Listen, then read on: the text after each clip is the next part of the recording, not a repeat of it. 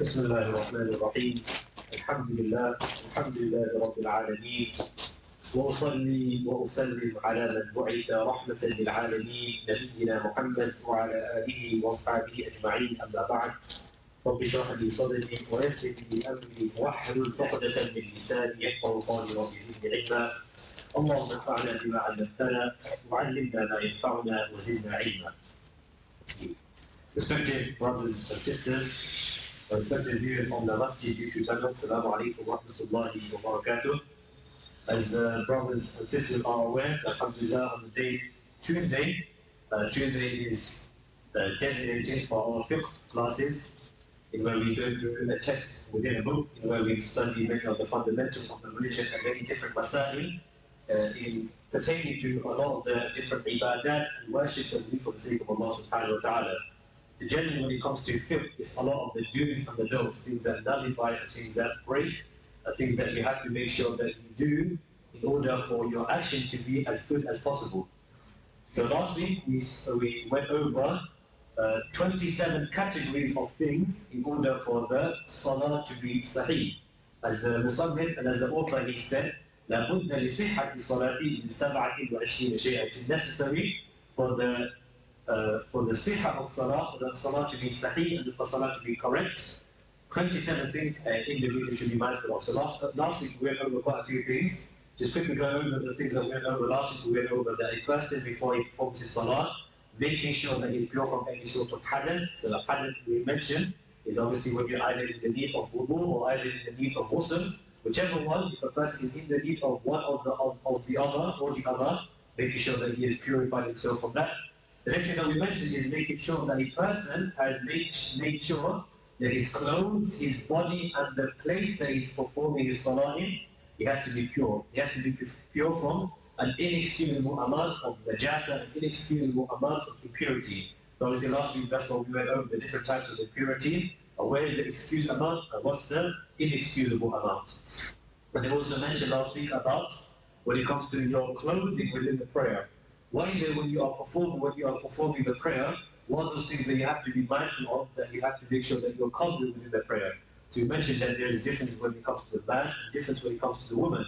What is the different awrah between the two? So obviously when it comes to the man, he has to make sure that he's covered between his belly button until his knees. And for the woman, it's her whole body, just making sure that she's able to expose her face, the hands, and her feet. And the last thing that we mentioned of last week was making sure that the individual, when he's performing his prayer, that he is facing the Qibla. Facing the Qibla is very, very important.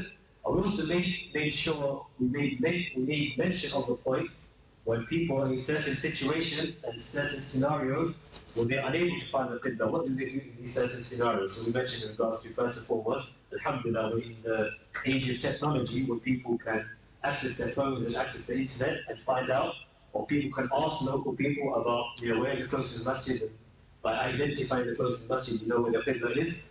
Well, also something that actually I forgot to mention last week, but this is something that was taught to me by my teachers, is generally satellite dishes. And you know what satellite dishes are, and every single person, a lot of people have them outside their houses. But if you look at them for yourself, satellite dishes actually, the direction they're facing is actually towards the Qibla. So if you actually are unaware of where the Qibla is, look at a satellite dish and subhanAllah, you'll find that there is it's generally facing towards the Qibla. If you face that way, inshallah, you should be okay when it comes to your prayers. And also, and if none of these things are accessible, then we mentioned the concept of tahaddi. Tahaddi was that a person makes an ultimate best estimation up to their best ability to where they probably think the Qibla is. As long as you have done this estimation, even if by chance you had finished your prayer and someone told you that the Qibla is maybe this way, in a different direction where you had performed your prayer, then it still will be okay, your salah will still be accepted. Why? Because you started off the salah with the tahaddi, you tried your best to find out where the Qibla is. So now we're going to carry on, inshallah. The next point that is very, very necessary that you have to make sure that you do is an-niyyah. An-niyyah is one of those things that, subhanAllah, every single author of hadith in their book, they always make sure that they make mention of the hadith of niyyah. That was actually the number one hadith that they compiled in the books. Starting off with hadith, إِنَّمَا الْأَعْمَالُ بِالنِّيَّاتِ وَإِنَّمَا لِكُلِّ امْرِئٍ مَا نَوَى. فمن كان هجرته إلى الله ورسوله فهجرته إلى الله ورسوله ومن كانت هجرته لدنيا يصيبها أو إلى امرأة ينكبها فهجرته إلى ما هاجر إليه. Mentioned by Umar Khattab radiallahu anhu. The Prophet sallallahu alayhi wa sallam mentioned that indeed all actions are judged in accordance to its intentions, and every single individual should receive based upon what he had intended. Then the Prophet gives some examples. Whoever's migration was for the sake of Allah subhanahu wa ta'ala and His Messenger, then he will get the reward of his hijrah, his migration, being for Allah and His Messenger. However, whoever's hijrah, whoever's migration was for a worldly pleasure, or for the sake of marrying a woman, then the Prophet ﷺ mentioned that he will get the reward of the hijrah for whatever his intended purpose was. What the Prophet is trying to tell us, if it wasn't for the sake of Allah subhanahu wa ta'ala and His Messenger, then he will not actually get any reward of it. He may achieve what he wanted to achieve, but when we talk about reward, we talk about receiving the thawab of Allah subhanahu wa ta'ala. You only get the reward of the action if it was done for the sake of Allah subhanahu wa ta'ala. And likewise, when it comes to the salah, one of the necessary acts within the prayer is to make sure that we have a niyyah, that we make an intention. So now what does it mean by making an intention? So often, especially from those brothers that come from come from the Asian communities, often when we were younger, we were taught a very lengthy line to say when it comes to niyyah. That was generally that I intend to perform 2 rak'ah of salah, and you specify whichever salah that was facing the qibla for the sake of Allah subhanahu wa ta'ala. Which is fine, but we have to understand there's one thing that's very, very important. But when it comes to intention, intention is known as amalul qalb. Intention is an action of the heart. The seed of the intention is actually inside the heart. To the extent that if you say something, but your heart is something totally different, then whatever it is, even if you said outside of your tongue something wrong, it does not matter as long as what you said inside the heart is correct. So sometimes saying something verbal is not required. That's something that and I can understand why our teachers when we were younger, they made us say this, is because to really sink within ourselves the niyyah, the intention. But the reality of the situation is, the most important thing about the niyyah is inside your heart, and inside your mind, and inside your heart. You do not have to verbally say something out. And that's when I make mention of the next point. Because even if you said something out loud, so for example, it comes to the Dhuhr prayer. Let's say for example, this Dhuhr prayer, you said out loud, I intended to perform Asr. But inside your heart, it was always about Dhuhr. Inside your heart, you were conscious about what was Dhuhr Salah. Then still, your Salah will be fine, because what was inside your heart was what counted. So even if you said something out loud, you said, I performed Salat al-Asr, even though it wasn't the time for Salat al-Asr, but inside it was the time of Salat al-Dhuhr, and inside your heart was also Salat al-Dhuhr, then that's all that matters, and that's what counts. You can't say something verbal, and even if you want to say something verbally, it is sufficient for you to say, for example, if it's Dhuhr time, I am performing the form of Salat al-Dhuhr. I am performing the form of Salat al-Dhuhr. You don't need to make mention of the rak'ah, and neither are you required to make mention of you facing the qibla to please Allah subhanahu wa ta'ala. Because these are things that are by nature should be in there. And again, going back to the original point, the most important thing when it comes to niyyah is inside your heart. What is inside your heart is what counts, and what you will be held accountable in the command of Allah subhanahu wa ta'ala. So I hope that point really makes sense, and it kind of answers some kind of things that you may have done in the past, things that you may have been told, which alhamdulillah we ask Allah subhanahu wa ta'ala to have mercy on our teachers. And I think one of the reasons He made us always say things verbally is that so that we are, because generally when you say things verbally, it's also reflective of what's in your heart. But inshallah, if by chance someone gets scared or didn't say something verbally, it does not matter. Going back to the point, as long as what's in your heart is the most important thing, and that was the salah that you are intending to pray, inshallah.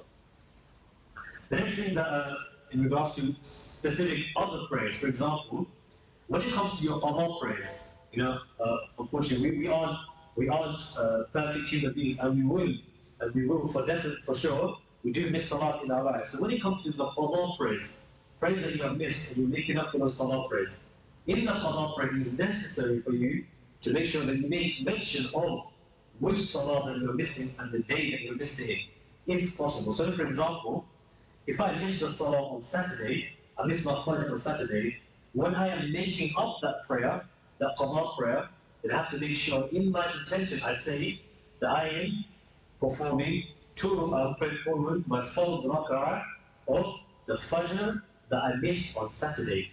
This is what you should try your best to do. And if you have like a series and a collection of many missed salah, then do it as so. I'm performing my full prayer on Saturday, my full of Dhuhr on Saturday, or my full of Dhuhr on Sunday. And just like that, the date that you missed, the day that you missed it on, make sure that you make mention of it within your intention. However, if it was like totally impossible, for example, there's a number of salah that you missed and you can't exactly pin it to a date, you don't know which date that you missed it on. But you roughly have it in your mind that you probably missed, let's say for example, a person missed 50 Fajr salahs.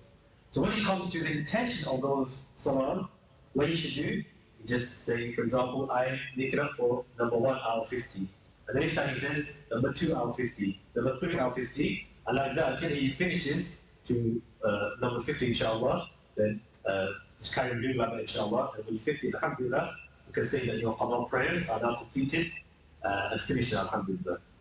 So this is just certain things that need to be mentioned in regards to the niyyah. But the most important thing, as we always mention, is make sure that you have a niyyah, correct intention, and also something more spiritually, which our Shaykh will talk about with us tomorrow, inshallah, is as always, when it comes to the intention, try your best to ask Allah subhanahu wa ta'ala to get rid of all sorts of ostentation, all sorts of showing off, because sometimes that can happen. Sometimes a person may perform his salah so that other people know that he's performing his salah. And that's what the Prophet ﷺ mentioned. Man salla yura'i faqad ashraq. The person who performs his salah to show other people that he's performing his salah is actually a form of shirk inside it. This is what we call a shirk asghar, a small form of shirk. Why? Because in this, you have this intention of performing your salah for the satisfaction of other people, for the acceptance of other people. So other people, they recognize you and see you as someone who is performing the salah. Now, because your intention is now corrupted, you will not get the rule of the salah that you intend to pray. So, always bear this in mind when it comes to your niyyah. The next thing to be mentioned is what tahrima. The Prophet ﷺ mentions Miftah al-salah al-qurud, that the key to salah is purification. Without purification, your salah will not be open, your salah will not be valid. After you attain purification, the Prophet ﷺ mentions وَتَحْرِيمُهَا التَّكْبِيرِ. And now the thing that makes all those things within salah, for example, talking and eating and drinking, that makes it haram within salah is takbir al-tahrima. That's something that we have to make sure that we do. Saying Allahu Akbar, that first takbir al-tahrima, this is the takbir I'm referring to. The first takbir al-tahrima you make at the beginning of your prayer, this is a fard, this is something you have to make sure that you say out loud. All the other takbir, the takbir that you move when you're moving from one rukn to another, these are the sunnah. And if you didn't say it, your salah will still be valid, even though you should say it for the full merit, the full virtue of your salah. However, the main one that you have to make sure that you say out loud is the takbir al-tahrima, that Allahu Akbar, the first ever takbir al-tahrima. And then in regards to the takbir al-tahrima, there's a few things that we have to make sure that we're mindful of. The first thing that we have to mention of is وَالتَّحْرِيمَ بِلَا فَاصِلٍ. Saying the takbir al-tahrima without any separation from your niyyah. And make the niyyah, you formulate a niyyah, and immediately after that, you say Allahu Akbar. And another thing to be mindful of is, for example, if you made an intention, let's say this is sometimes with regards to intention, you can make an intention, even though you may not be standing at the Musalla, you can make an intention of your salah inside your house, for example. Let's say I want to come to the masjid to perform my prayer. But you can actually make the niyyah at home. That niyyah of that prayer can be made at home, but also you have to make sure that there is nothing in between that niyyah that you made at home to when you came to the salah inside the masjid, there's nothing that prevents it or nothing that breaks it. So one of those things that can possibly break it, for example, if a person, he made the niyyah at home and he's coming to the masjid, however, he got distracted by something, for example, by a conversation with an individual. Or for example, he saw a fried chicken shop and he decided to go inside the shop and eat. Now that has broken his initial intention. So now he has to make sure when he goes back to the musalla again to perform his niyyah again. And of course, when you make the niyyah, the moment you make the niyyah, after that, make sure that you set a takbir tahlima. The next thing you have to be mindful of when you're saying the takbir tahlima, والإتيان بالتحليمة قبل انحنائه للركوع. That you say the takbir tahlima before you have gone down to ruku'. This is very important because sometimes brothers have already they say the takbir tahlima, but it's in a position where they're already in the ruku' position. The takbir tahlima has its own position, and this is in its standing position, and this is the way it was taught for us by the Prophet ﷺ. That in the standing position, this is when you do the takbir tahlima. This is when you say the Allahu Akbar. Not when you're close to ruku', it's when you're in the standing position. The next thing to be mindful of is وَعَدَمُ تَأْخِيرِ النِّيَّةِ عَنِ التَّحْرِيمَ. Then if you said Allahu Akbar and you haven't said the niyyah as of yet, you say the niyyah straight away. Because the reason this is very, very important, let's say you said Allahu Akbar and you delay the niyyah. Remember, the purpose of the niyyah is for the sake of the salah to be an ibadah. Allah subhanahu wa ta'ala says, وَمَا أُمِرُوا إِلَّا لِيَعْبُدُوا اللَّهَ مُخْلِصِينَ لَهُ الدِّينَ. That Allah subhanahu wa ta'ala has ordered us to perform and to worship Him with ikhlas and with sincerity. And sincerity can only ever be obtained when there is a niyyah. And that's the niyyah that makes your salah an ibadah. Okay, so if you said the takbir tahlima and now you have delayed the niyyah, then there is a portion of your salah that has not been made as an ibadah. Because the ibadah comes from the intention. The ibadah comes from the intention. And by delaying the niyyah, delaying the intention, you have made a portion of your salah without ibadah. That's why it's very important. You say the takbir tahlima, and if you haven't said the niyyah, you make it straight away as soon as possible. And so that's why you move on to the next point. Another thing to be mindful of the takbir tahlima. وَالنُّطْقُ بِالتَّحْرِيمَ بِحَيْثِ يُسْمِعُ نَفْسَهُ. They actually say the takbir tahlima out loud. Some people say it in their minds, and some people say it in their heads, or move it with the lips. But when it comes to takbir tahlima, you have to say at least to the point you can hear it by yourself. Like you used to say quietly, when you say it quietly, you have to at least be able to hear yourself saying it. Because if you're unable to hear yourself saying it, then this won't be sufficient for the takbir tahlima, and this will have a problem with your salah. So let me say the takbir tahlima, don't say it in your mind or in your head. Actually say out loud to the extent that you can actually hear it. And then of course we learn this from, again, the tradition of the Prophet ﷺ, أَنَّهُ كَانَ إِذَا قَامَ إِلَى الصَّلَاةِ كَبَّرَ. When the Prophet ﷺ, when he was standing for salah, he would say the takbir, he would say Allahu Akbar. And of course, if this is being narrated from the other companions, this tells us that they were able to hear the Prophet ﷺ say the takbir tahlima, because they heard him saying it, and now they have narrated it to us. The next thing to be mindful of in regards to niyyah is وَنِيَّةُ الْمُتَابَعَةِ لِلْمُقْتَدِي. Muqtadis are the followers. They are us. When we are following behind the Imam, it is necessary for us in our intention to be conscious of making this intention that we are following the Imam. As the Prophet ﷺ mentioned, إِنَّمَا جُعِلَ الْإِمَامُ يُؤْتَمَّ بِهِ فَلَا تَخْتَلِفُوا عَلَى أَئِمَّتِكُمْ. That the Imam is placed in his position so that you follow him. Do not defer upon the Imam. Do not do anything that's against the action of the Imam. If your Imam is doing something, if your Imam has gone into ruku', it is now your absolute obligation to follow the Imam in the position that he's gone in.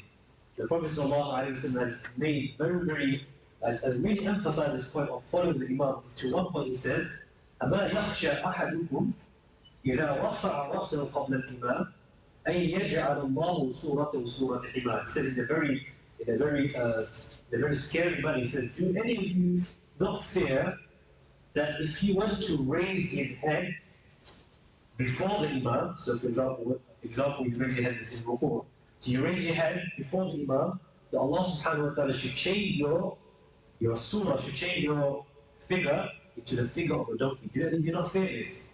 Prophet sallallahu used to say certain thing to make us really take heed from this action. And when we are first and foremost, make sure that you follow the Imam, and you also have the intention of making sure that you follow the Imam. And when it comes to following the Imam, But you don't need to say the Imam's name, for example. You don't need to say, oh, I'm following behind Imam Zayd, because this can actually be a big problem. Let's say, for example, you may have thought that this Imam, his name was, you may have known this Imam from before, and his name was probably Zayd. And then he comes up to the Salah, and you think it's Zayd, however, he says his Salah, and it turns out to be someone totally different. However, in your intention, you specify, and you actually said, this Imam that I'm praying by fault of Dhuhr behind Imam Zayd, and then you find out it's Imam Amr, this actually nullify your Salah. Because what's intended now, what actually happened, is two different things now. It was a totally different individual that led the Salah, and you intended something totally different. And so for that reason, it has an effect on your Salah. So don't be over clever with this. Just say, I'm praying Salah behind the Imam. You don't need to specify the Imam's name or anything of that nature, inshallah. The next thing, inshallah, وَتَعْيِينُ الْفَرْض. That when you are performing your fard prayer, make sure you specify which fard prayer it is. Make sure you specify the fard. So, for example, I am performing the fard of Dhuhr. Make sure you actually say you are performing the fard. Which type of salah is, make sure you specify that. The reason for this is, between two salah types, if a person is just saying, I am performing salah, that salah could be in reference to any type of salah. It could be a nafil salah, it could be a fard salah, it could be a wajib salah, it could be anything of this nature, it could be a qada salah. Because there are many possibilities when he says, I intended to perform salah. Because there is many possibilities, for that reason, the niyyah and the ikhlas, the sincerity cannot be obtained. However, only when you specify it, that's when ikhlas, and that's when your ibadah, your salah remains as an ibadah. Then you specify which salah, because until that moment when you didn't specify it, it was just many possibilities, and many other different options. But now that you specified it, it should be fine, inshallah. Similarly, وَتَعْيِينُ الْوَاجِبِ. If you're performing any wajib prayer, for example, your Eid prayer, or any qada prayer, your janazah prayer, or your 2 rak'ah prayer that you perform after the qada, make sure you specify the type of salah that you're doing. And if you don't, make sure you just specify, inshallah. Without having done so, the salah will not be done. The next thing to mention is وَالْقِيَامِ فِي غَيْرِ نَفْلٍ. That when you are performing the salah, you perform the salah in the standing position. This is from the hadith of the Prophet ﷺ when he says, صَلِّي قَائِمًا, that perform salah in the standing position. فإن لم تستطع فقاعدا فإن لم تستطع فعلى جنب. So perform salah in the standing position. If you are unable to do so, then you are permitted to perform salah sitting down. If you are unable to perform salah sitting down, then you can perform salah on one side. This is for fard namaz, for fard salah only. The reason for fard salah only because in nafil prayer, even if you have let's say you don't have any issues with your legs, you don't have any problem with your knees or anything, you are still, even if you have no issues, to perform nafil prayer sitting down. But you won't get the full reward. If you only get the full reward of your nafil prayer, is to be standing up. However, for fard prayer, it is only an obligation to perform the fard prayer standing up. And if you have any issues with your knees or your legs, then you are permitted to perform your salah standing. So you are allowed to perform your salah sitting down. And what does it mean to perform your salah in the standing position? They say the definition of وحد القيام أن يكون بحيث إذا مد يديه لا ينال ركبتيه. The definition of standing in prayer is that when you are standing and when you lift your hands, you are unable to see your knees. This is the definition of standing position.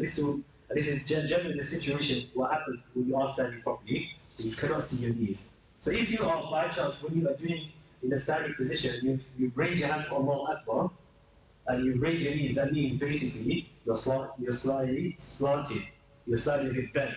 So stand up straight in a position where you are able to perform your knees and you have fulfilled the obligation of doing the salah in a standing position.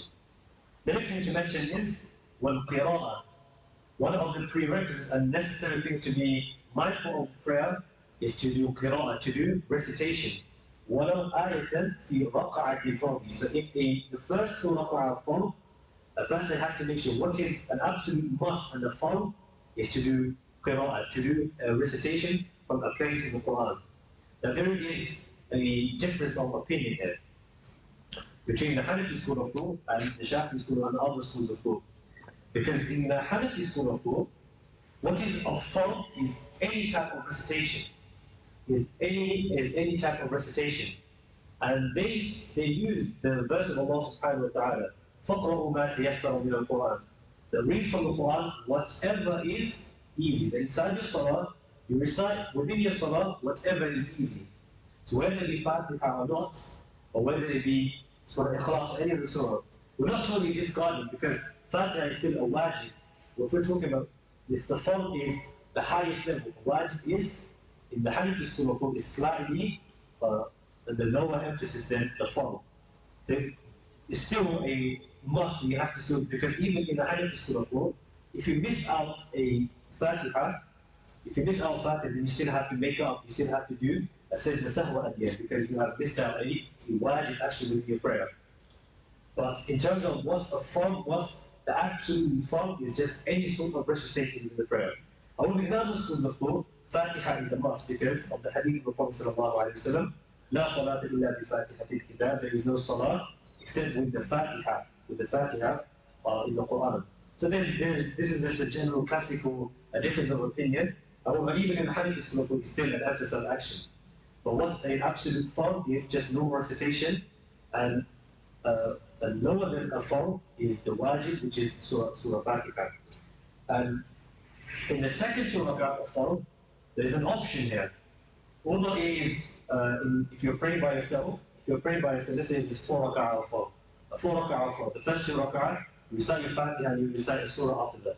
In the second 2 rak'ahs, the Fatiha is the most recommended surah to pray.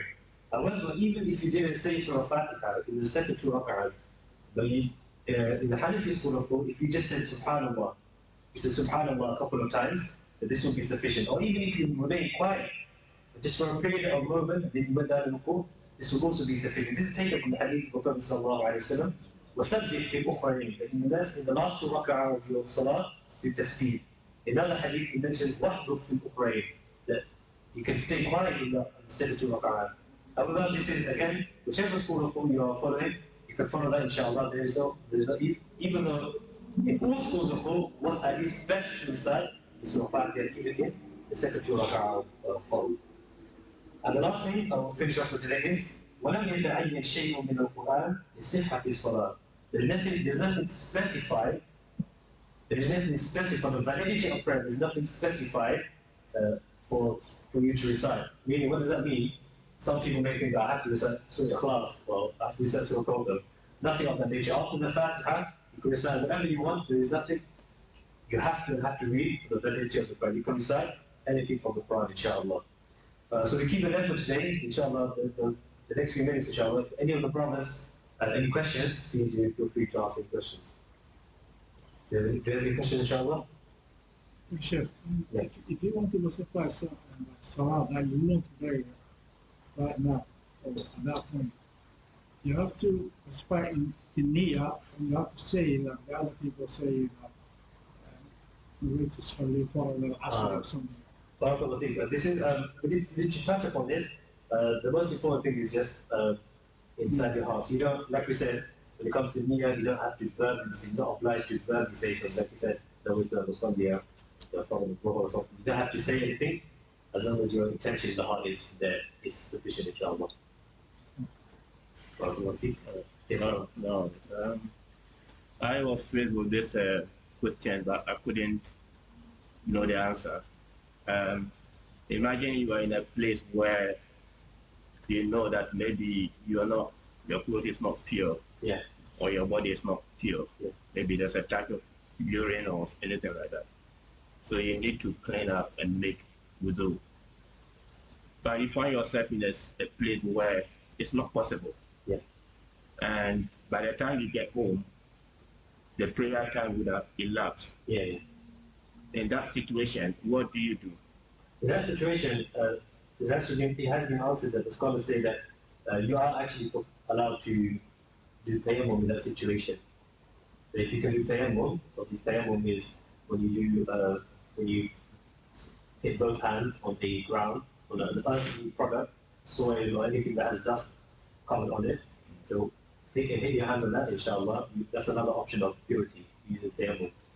So if you're in a situation where everything's dirty, no possible way of you cleaning it, or no possible way of you performing wudu, then you have tayammum in this situation, inshallah. Okay, so this person actually went to work. Yeah. So there is tap, but in a place where it's not like there's no setting for him to wash up. Yeah. So you realize that there is a touch of urine in his clothes. Yeah. But he's at work. By the time he comes home, it will be too late. Even Isha would have gone. Okay. So, and he couldn't change the clothing also. Yeah. And he's also worried that if he didn't pray, the prayer time would be gone. So it wasn't just the need for ablution, it was the need for ablution, a total change of clothing. Okay. And he was worried that by the time he came home to the prayer time, after Maghrib, Isha would be gone. So when he was at work, there was no like water available? There's water, but let's say working in a factory where this actually happened in this country. Yeah. It was working in a factory where there is no provision of a place to wash down. And he also had, the only clothes he had is the working clothes. He couldn't come home. So are you talking about there's literally no possible that he could take a little break? He can make ablution, but it's not possible for him to actually take a bath or a shower. Well, he wouldn't be required to take a bath or a shower if he's not in the state of janaba, or he's not in the state of the impurity. All that's sufficient now is even the urine amount that's on his clothes. It could be even an excusable amount, but if it's an inexcusable amount, then I'm sure he can do that water, just wash it, even if it's tiny bit off, wash to the amount that can make it out an excusable amount. Mm. So obviously, when you're in a work situation, I'm sure if you try your best and you really push forward, ask the people to give you a bit of leeway to perform your salah and wash your ablution, perform ablution or wash your clothes. In this situation, I'm sure they can facilitate for you. Sometimes it is very difficult, but alhamdulillah, I've seen many situations of brothers that struggle at work, but alhamdulillah, they go to Allah subhanahu wa ta'ala and they find ways and avenues. But if it's an absolute situation where it's totally impossible, that there's no possible way of even performing the salah, or no possible way of even cleaning, even by the time he gets done, like you mentioned, and even in his work area, and of course, it's going to be that in the situation of just has to do qada prayer, just do qada from the salah that he missed. But definitely, if you're in work, then always try your best to push forward. Now, alhamdulillah, we do have a lot of reasonable people until they will allow you. I'll see this person prays at work all the time. But it just happened that on the day, he finds himself, his clothes not clean. Yeah. But there isn't, you couldn't, there's no shower. Yeah. And he could not change his clothes. Yeah. And he always wanted to do the prayer. Was he in the state of wudu? He could make ablution at work. Yeah. But ablution is simple. There's a sink there. He could go there and make ablution. But on this occasion, he realized that when he attempted to use the tent, there was kind of his body or the clothes was not pure. So if it was at home, it would be a case of change the clothing, take shower, and then do your ablution. But he couldn't do that. He could make ablution, but it was not possible for him to wash his clothes. He is actually committed. It's not possible to him changing his clothes. They say it's preferable that you'd rather perform the salah in those dirty clothes, and inshallah will be accepted. Okay. Was there any other question, inshallah? The way I understand it, what the brother was saying, like, sometimes this kind of urine, this kind of, sometimes it touches the underwear, and maybe it passes to the child as well. So you got that sort of conclusion. You don't need to have a shower, but you can change it. If it's only the underwear, you can just go into the place, you change it, you clean yourself, and then you deal with your child. But when it touches the child, again, that means you have to do it. So that is the vision, the way I understand. I think he's answering. Yes, brother. Well, if you sit down and use the toilet, and then obviously wash yourself with water, and you let it, obviously just let it drip from it and then dry yourself, you shouldn't really have a problem to do afterwards as much as Yeah, it's true, but I think but there is a way, there's always a possibility of down again. sometimes you're especially in English toilets, Yes, definitely. It's English hard work. areas, Yeah. then you don't have that water available with I'm you. sure I'll give it a start. Inshallah. So, Jazakumullah khair, brothers, for your time. Yes, we ask Allah subhanahu wa ta'ala to bless our city, ask Allah subhanahu wa ta'ala to accept our city. And anything we have learned, inshallah, we can always pass it on to others and we benefit ourselves and also we get the reward, inshallah. Jazakumullah khair, wa sallam jazak. بارك الله Assalamu فيك. alaikum wa rahmatullahi wa barakatuh.